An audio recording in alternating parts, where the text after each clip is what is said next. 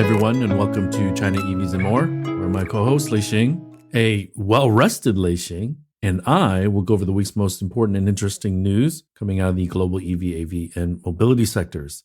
What Lei and I discussed today is based on our opinions and should not be taken as investment advice. For those that are new to the show, welcome. And to our loyal listeners, welcome back. We ask that you please help us get the word out about this podcast to other enthusiasts. And of course, tune in again next week. My name is Tu Lee. I am the managing director at Sino-Auto Insights, a global management consultancy that helps organizations bring innovative and tech-focused products and services to the transportation and mobility sectors. I write a free weekly newsletter that we pull many of our discussion topics from. You can sign up for it at sinoautoinsights.com, which of course I encourage you all to do. Lei, a chilled out Lei, can you please introduce yourself? Hey, good morning. Back in the East Coast. Good morning.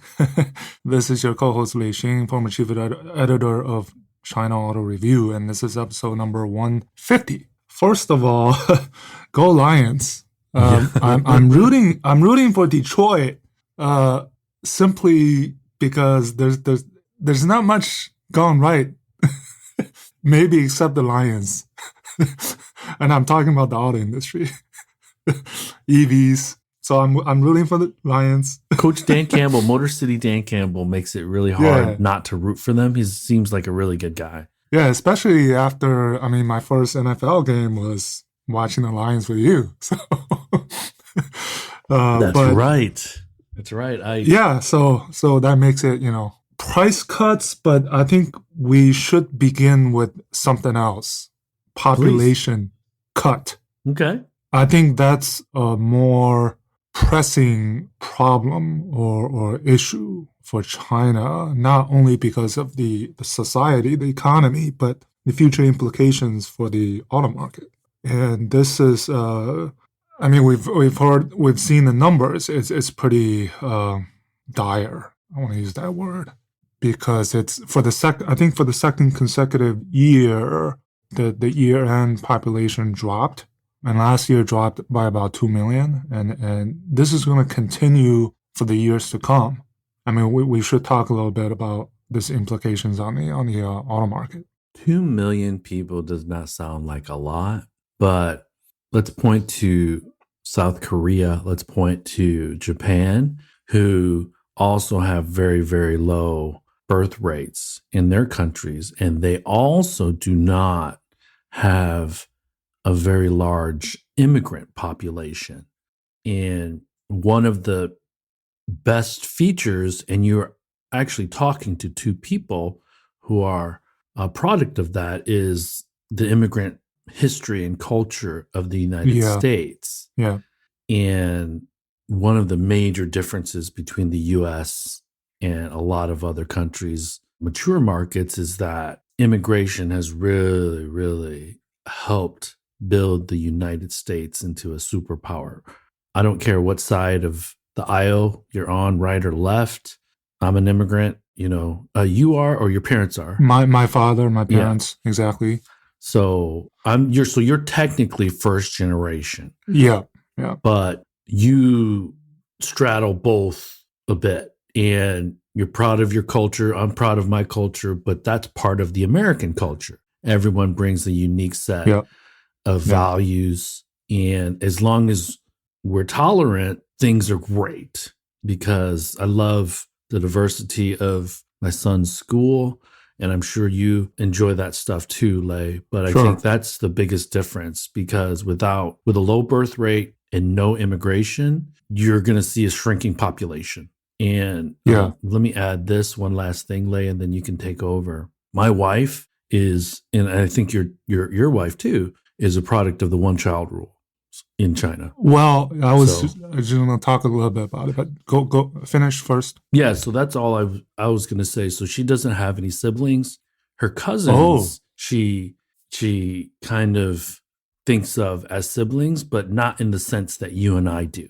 Okay. Well, so my wife and I are both the post-70s, so-called. So I am actually the last of people born before the one-child policy. Okay. So I have a sister, and my wife has a brother, younger brother.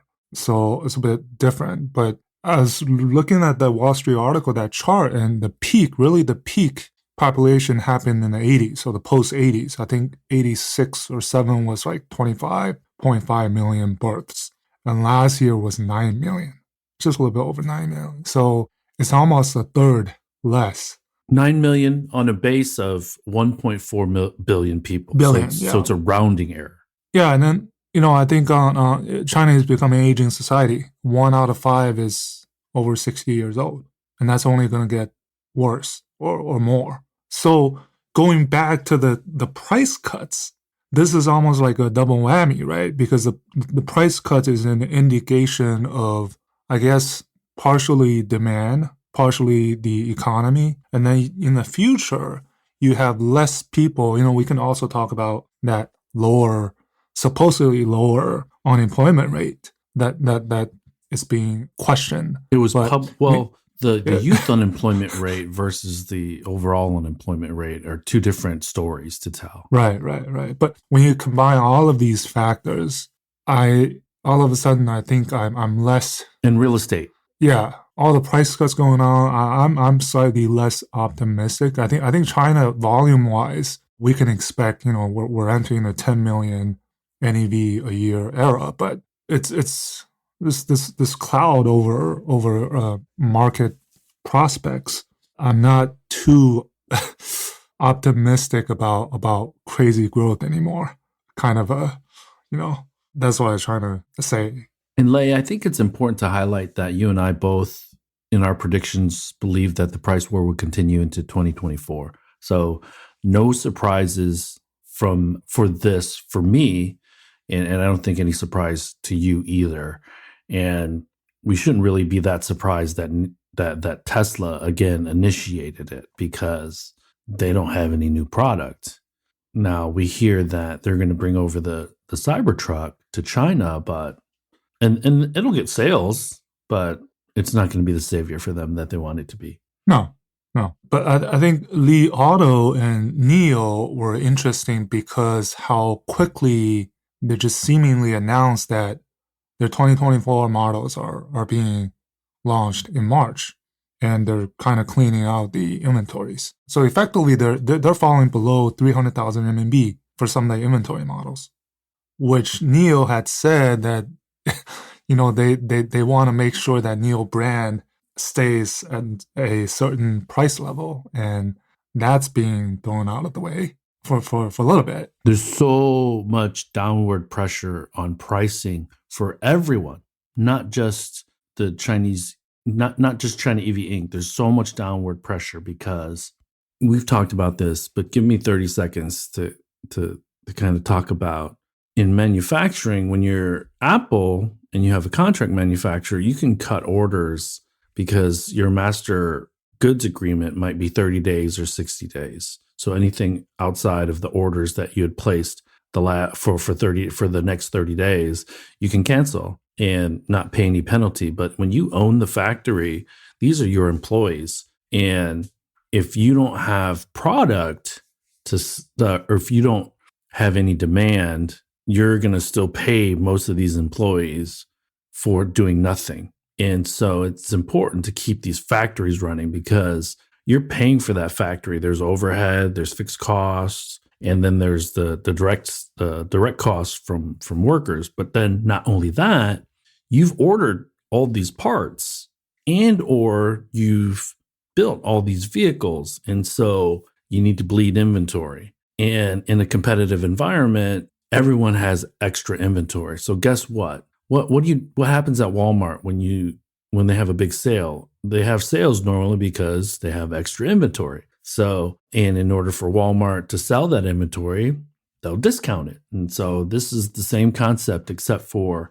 the automotive sector. An extra good on your balance sheet is $25,000, $30,000, $40,000, $50,000. So yeah, and more stories. So a couple of them. Beijing Hyundai, their Chongqing plant is being sold for half the price originally. I think it was 1.6 billion RMB versus the 3.6 billion RMB. And the story of this dealer that just closed down and all their cars were taken away. But these dealers primarily sold, I guess, some of these brands that are not doing well. Like these things are happening. And then I'll give you another example of this population cut, how it is reflected actually close to me. So my daughter's kindergarten, which has been around in Beijing for roughly 20 years, for the first time, they're facing an issue of not enough. So people who may be born, kids who may be born in the 2020, 2021, 3-year-olds, which are now at the age of going to kindergarten, they're facing a shortage. And all these 20 years before, it's been people fighting to get in. So that's something to, I read this article, Lei, that trips into China from foreign countries is down more than 60% from pre-COVID levels.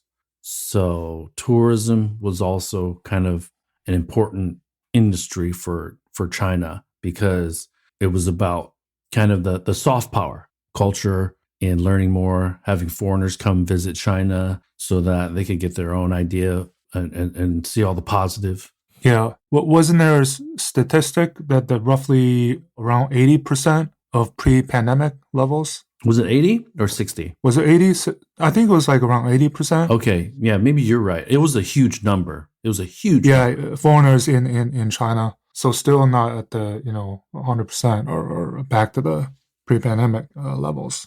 Yeah, all of these things you feel like it's it's down, but that is not I think the fact is still, I think people are, when they're in the market for a car, I think NEVs are at the top of their shopping list, I would believe. Yeah, so we shouldn't change that fact. But which is ironic because BMW is refreshing their 5 Series. Yeah, but yeah. I think it's going to be, when we were living there, Lei, there was over 20 years of double-digit growth, 10% plus for 20 consecutive years. And I think Li Qiang, he said it was 5.2 last year. And the fact of the matter is we have to take the Chinese government at their word when it comes to stuff like that, because there's not a ton of visibility in the data. But that's a long way away from the 12-14% that was happening in the 2010s. Well, we shouldn't expect that high of a growth anymore. I mean, sure. But yeah, it's all relative, right? Yeah, but it's going to be really challenging to keep the type of momentum that we've experienced in the EV space or NEV space over 2021, 2022, 2023, in 2024, at least for the China market. And that's why I think that the media is correct, at least to highlight. I think, trying to create this negative narrative is not helpful. But the awareness that, yes, there's a potential for a lot of exports into certain countries is Yep. It's important to note. I think 2023 is also representing a turning point where China seems to be, at least on the autos and the NEVs, are really switching from a domestic-led to maybe they want to be a little bit more global, right? So you're seeing these actions. You're seeing these BYD you mentioned, right? Indonesia, there's fifth or sixth planned overseas, I think. Sixth. Yeah, sixth. And more companies announcing that they may be considering exporting out of China is because part of it is because the domestic demand is weakening. So when you look at the total numbers, they're huge. But when you dig in deep, right, the domestic sales, I was looking at the Ministry of Public Security registration numbers. Last year was 7.43 million registered in China. So it's a lot less than the 9.5 million that CAAM published. So part of that went to export, part of that was in transition, I guess. So, like these are all the different ways you look at things and kind of paint a different picture. It depends on what data you're looking at. And also remember, Lay, that rule was it to double whatever sales is, and that's what Capacity we're you're guessing the talking about? capacity is. Yeah. Yeah. So excess capacity is also going to increase the pressure, and more in the immediate term on the ICE side than the EV side. I think on the EVs there's a little bit of overcapacity, but it's lumpy. So Yeah, and also the NEV export numbers, they're huge, 1.2 million, whatever is reported, but these are exported. These are not actually registered yeah, vehicles in the overseas markets. And we haven't seen significant inroads in terms of these vehicles being registered. They're in a lot of different countries, but the volumes are still relatively small. so China EV Inc. is going to run into perhaps some protectionism, but there are practical reasons why Chinese brands, EV brands, might not get the take rates or demand that they're looking for from these foreign markets, because charging infrastructure, if charging infrastructure isn't there, people aren't going to want to buy electric vehicles. We're seeing that in the United States, Europe to a lesser extent. And that's going to take time, 2-3 years to kind of build out this charging infrastructure to kind of make it more customer friendly. And so, and then, for the US, I'm in the middle of winter. Some people in my other neighborhood, next neighborhood, lost their power. And so Same here. I lost power a few times. Still. Yeah. And then this is America. We talked about this before we jumped on. There are articles about Chicagoans that are Tesla owners that can't charge their vehicles, and or range is decreased by half. Now we're talking extreme weather, -10, -20 degrees, but that's a real challenge for a lot of people that live in the Midwest and the East where you are, Lay. So, and these are new experiences for folks that are in countries that are really just beginning to ramp EV adoption. So there's practical challenges for China EV Inc. to be selling into some of these markets as well. And well, that's why for the U.S., California is the entry place most likely. Yeah, for because of the weather, because of the policies and regulations. And right, we heard about this it looks like Trump is in the lead, and when he does gets elected, is that a second term? No, it wouldn't be called a second term. I think it would. It would. Okay, second. All these policies in place probably gonna get tweaked. If not abandoned altogether. Yeah. At the extreme. But that to me, that ship has set sail. But I think that a lot of companies are holding off on investment and determining their final strategy on market entry for the United States until after the election, so that they can create a relationship with the new administration or reinforce the current relationship, or the relationship with the current administration. Because that's the biggest unknown, at least for the United States. But man, the one thing that I wanted to let everyone know is you and I kind of just jumped into this price war. So Tesla cut prices 6 and 11% on the 3 and then the Y, and Li Auto followed suit, and then NIO followed suit. So just want to give you all a background on the 3 well-known players that have cut price just in the last 2 weeks. Yeah. In China.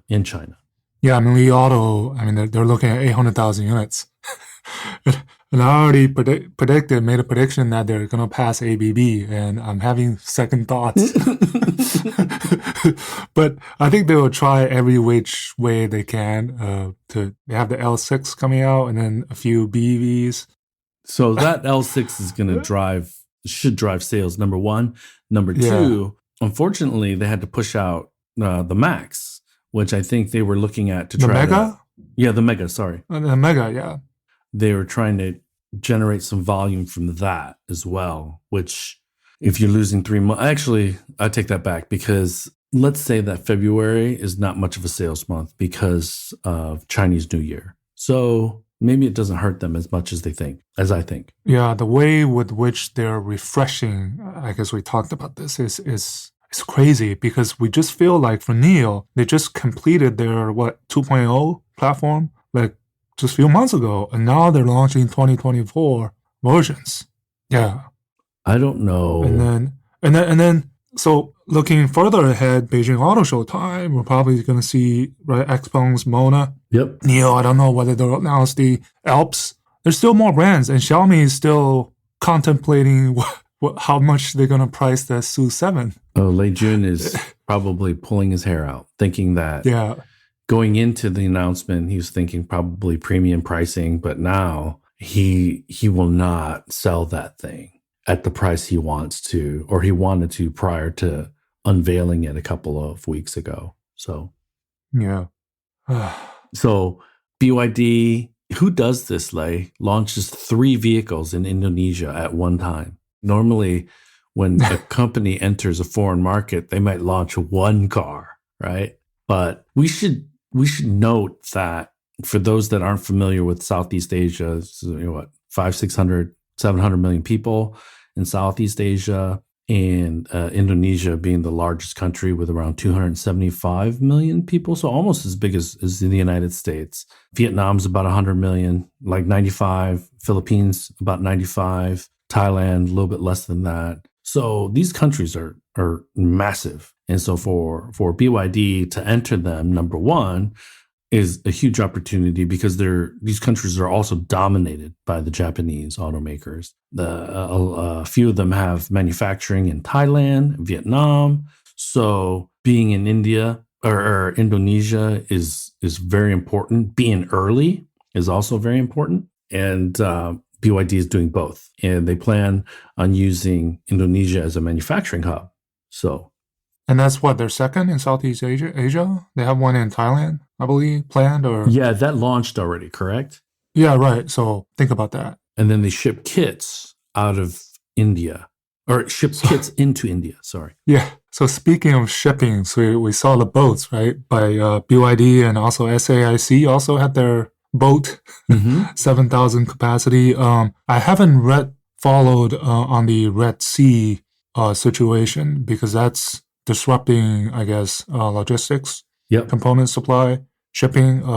So that's another factor in this kind of the export environment. I wrote in my newsletter, Lei, that seems to be a bit of a smokescreen a little bit because Volvo and Tesla said that they're going to be shutting down manufacturing in their European operations. Berlin Giga, but for Volvo, I think it's in Sweden. Yeah. But they're saying that the supply chain disruptions caused by the pirates is forcing them to shut down. But, this is the week after Tesla cut prices in Europe. So which one is it? It's a little bit of both, probably. Yeah, and then seeing, I just saw some tweets from Benchmark that how low the lithium now is falling to. Yeah, and then while you have other issues, so the chip shortage is probably behind us in the rearview mirror, and now you have these logistics. While demand is a problem, economy is a problem in China, lithium prices falling, right? These are all so many factors at play on the, Yeah, the Chinese economy is a real challenge. I think it's something to watch for. It's going to really, let's say, force the Chinese government to kind of reconcile certain strategies that they have, diplomatic strategies, manufacturing strategies, exporting strategies. So, and I don't see the Chinese economy recovering instantly. It's going to take time. And just like the United States, China has structural issues that it takes a lot of effort, a lot of consensus to make changes to. And I'll imagine that this price war eventually will push out, if not already, the ones that can play this price war, if they don't have the ammo, I guess, profitability, then you lose at the end of the day. Or a sugar daddy. Yeah. Yeah. Because in the West, what we're seeing is the VinFast, some of these companies, not so much Lucid, not so much Rivian, but some of these other companies, Fisker, not able to really realize their product strategy, their manufacturing strategy, because they're low on cash. So And there's product issues, especially physical, right? yeah. So, but to me, the product issues is kind of part and parcel with being an EV startup. So I don't look at, and I'm oversimplifying this. I'm trying not to, but you put VinFast in with Fisker having quality issues, reliability issues, and then there's there's one person in particular who's super long VinFast, and when everybody else is like, yeah, this is trash, but we won't go there. But yeah. Anyways, so let me ask you, Lei. I'm gonna switch gears here because I'm actually a fan. Yeah. I'm gonna go there as well. Lotus Emeya, your thoughts? Emeya? Emeya? Is it Emeya? There's no R? Yeah, not the Emira, Emeya. I think that's how it's pronounced. I thought there was an R. No, Emeya, I think. Okay, because my eyes suck then. I tweeted that because it's starting at 92 grand. So I tweeted that the 5 Series, the 6, the A6, and the E-Class needs to freaking worry. So it's not cheap.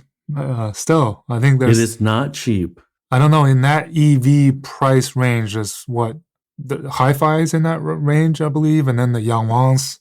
Come on, we can talk like Hi-Fi is actually going to compete, but I don't even know if they're going to be shipping many cars the first half of this year. So, but I mean, Lotus. That's their positioning. I don't think they can. I mean, just below the 1 million RMB or the $150,000. So there's one friend of the show that is on. I won't put him on the spot, but I wonder if the Panamera folks are getting nervous because yeah. Let me say this statistic real quickly, and I'll get your reaction. Porsche posted global sales 330,000 plus 3 globally, driven by Europe and the United States. But the number that people should be focused on is the minus 15 in China, because for the longest time, I think last several years, the Chinese market has been the largest for Porsche. So think of it like what happened with GM, how China was the largest market until last year, and then the United States took back over. So these are really, really should be very concerning, not only because of the competition that is coming into the market, but because of the overall health of the Chinese economy. Yeah, that in fact is what they pointed out in the press release, that due to what challenging economic conditions. But what exactly does that mean? Does that mean demand? There were demand problems? Does it or was it allocation problems or something else? Right? We don't know until we see maybe when they announce the annual numbers financially and see whether. I think last year they were at 18% return on sales. I mean, if China doesn't do well, but they're even more healthy, I don't know what do you do. Yeah. And maybe we see this year whether last year was an anomaly or it was start of a downturn. We don't know. Do you see the Emeya being a direct competitor to the Panamera? I don't know the exact. Or the Taycan? Could be. I think. Yeah, I'd rather say it's probably to a Taycan more so than a Panamera because it's a EV. Similarly priced, positioned EV. But you could see Panamera buyers also looking at the Emeya, correct? It's a smaller sedan. Yeah, from a brand point of view, reputation, or I think Lotus still has some ways to catch up to Porsche in China. I'll just say that. Well, Lotus is just not that well known in China. Geely is doing their darndest to change that. But they also have to give breathing room to Volvo and Polestar. Yeah. So TuSimple, you mentioned TuSimple in delisting. So TuSimple is an autonomous trucking company, very promising, IPO'd in the US in 2021. Was it late? Yeah. I think March or something. Yeah. Friend of well, I'll just say someone that I knew became the CEO and very successful IPO. And peeling the layers of the onion back, there were issues between the US operations and China operations. And as part of the IPO, they had agreed with the US government to separate businesses. And then we come to find out that there was potentially some IP sharing that shouldn't have happened, cross-border IP sharing that shouldn't have happened. And so huge scandals. Share price went down to like $1. And they were as high as a 30, $40 billion. No, was it 12, $14 billion? Their highest valuation was like 12 billion. Yeah, 12 billion, sorry. $12 billion.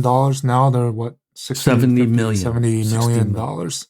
30 cents a share. Which is weird, Lei, because they have $90 million in the bank.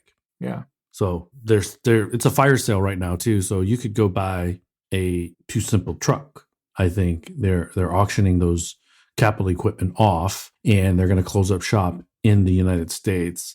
And I think, I don't know, have you heard, is Chen Mo still the head of TuSimple in China? I am not sure, which is, there's a lot of, like, this, who is this company? I think that question is it a Chinese company? Is it a US company? All of these questions which made this interesting case study, because for a while, I think TuSimple was one of the top most promising autonomous trucking companies anywhere in the US, in China, in terms of commercializing. And now that basically we have, the only one we have now is Aurora.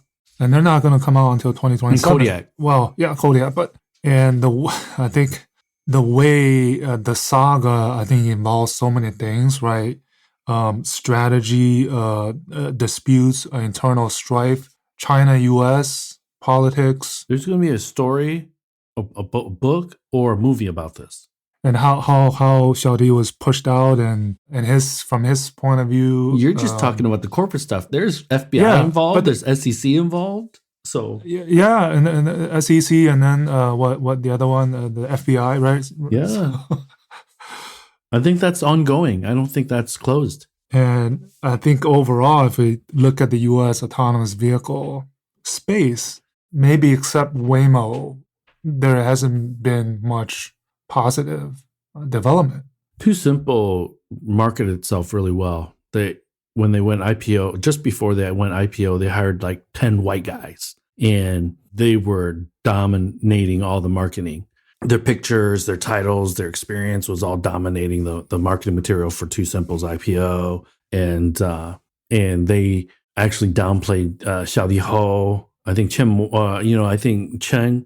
Cheng Lu was being interviewed, but I think mostly focused on these old white guys that were supposed to be managing the operations for the US. So the way TuSimple started was Xiaodi was the tech prodigy, and Chen Mo was a serial entrepreneur. Yep. So I think that was like the perfect combination at the beginning. I think it was 2015. And 2015 is right around the time when a lot of these startups, right, the NEOs, the Xpons, and the AV startups started happening.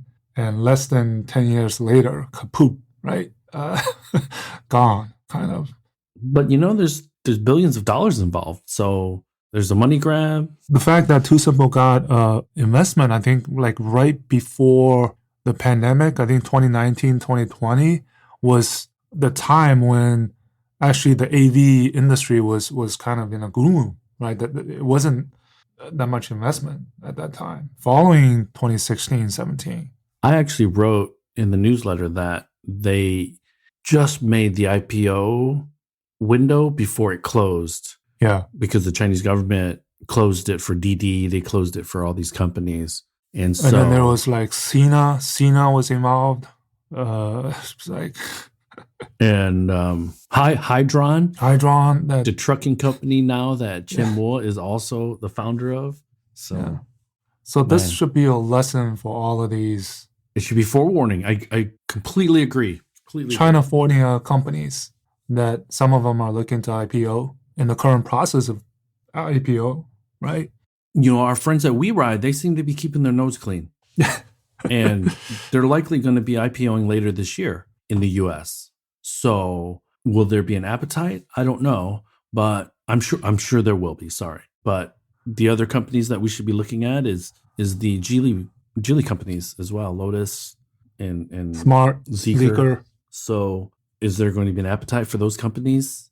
We shall see. But we also know that I believe Zeekr was supposed to be IPOing next month, but they've decided to hold off a little bit longer. So now they've made a point to show their brand in the United States.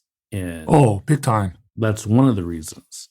So I mean, in New York at CES. So Lei, so what did you think about I don't know if you saw my newsletter, but I said I highlighted. Yeah, I skimmed through it. Saying BIDAR to LIDAR. Well, it's yes and no. Okay. I think we talked about it last episode. You can clearly see that there's two paths happening. There's the GUI where they're trying really to push this not LiDAR, but still advanced ADAS. Sure. And at the same time, I think LiDARs are still getting onto vehicles, right? The RoboSense, there are two of them on the Emeya. But what I'm really looking, I mentioned Mona, right? Mona and also the C10 are some of the vehicles priced below 200,000 RMB that will have LiDARs. Yep. That's the commoditizing part of it, which should increase in volume. So I think there's both things going on, and we don't. At the end of the day, I don't want to say that LiDAR is done or everybody's going to put LiDARs on. Right? It's both are happening. Yeah, I don't think it's done, but I think I see a path to it being commoditized in a very short period of time by 2030 for sure. And then depending on how L3, so quite a few brands got L3 testing permits. The belief, or I guess the consensus for L3 is to have LiDARs. And this is where we have to take a step back, because at the end of the day, Lei, when we get to L3, at least commercialization of it, how will, and I'm not naming one OEM because all the OEMs are going to have similar challenges. How will they market the L3 ADAS in order for you and I to pay $20 a month or whatever, the $15,000 like FSD? How will they do that? One way is to create more awareness and emphasize the benefits of having it.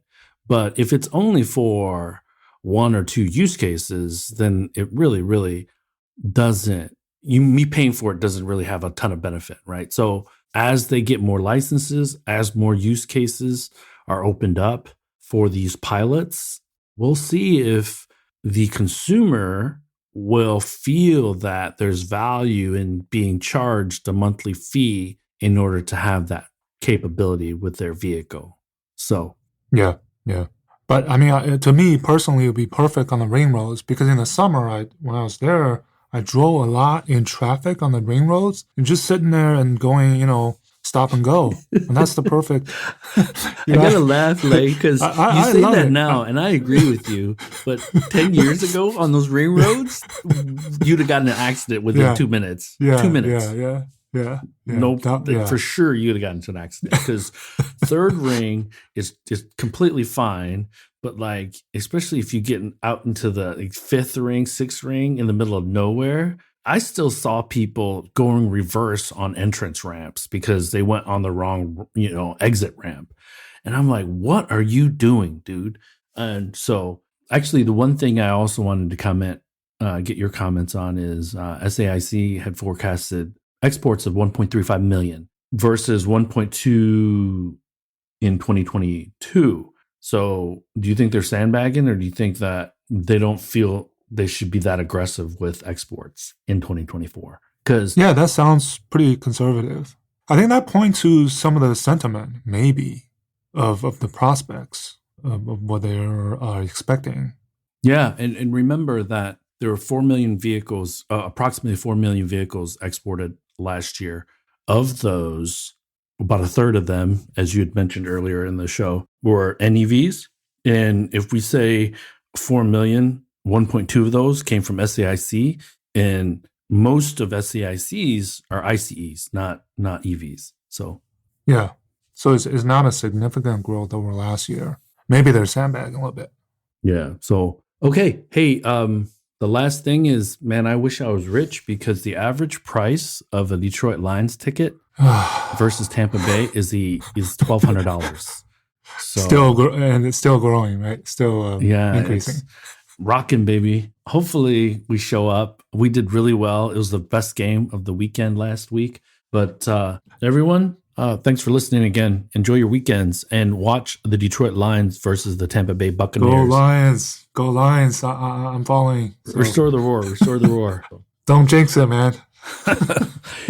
Good morning, good afternoon, and good evening, everyone. Thanks for joining, and we will talk with you next week.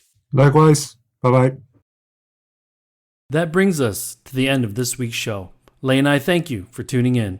My name is Tu Lee, and you can find me on Twitter at Sino Auto Insight. That's SinoAutoInsight. You can find Lei on Twitter at LeiXing77. That's LEIXING77. If you wouldn't mind rating and or reviewing us on Apple Podcasts, Spotify, or wherever you grab your podcast from, we'd appreciate that as well.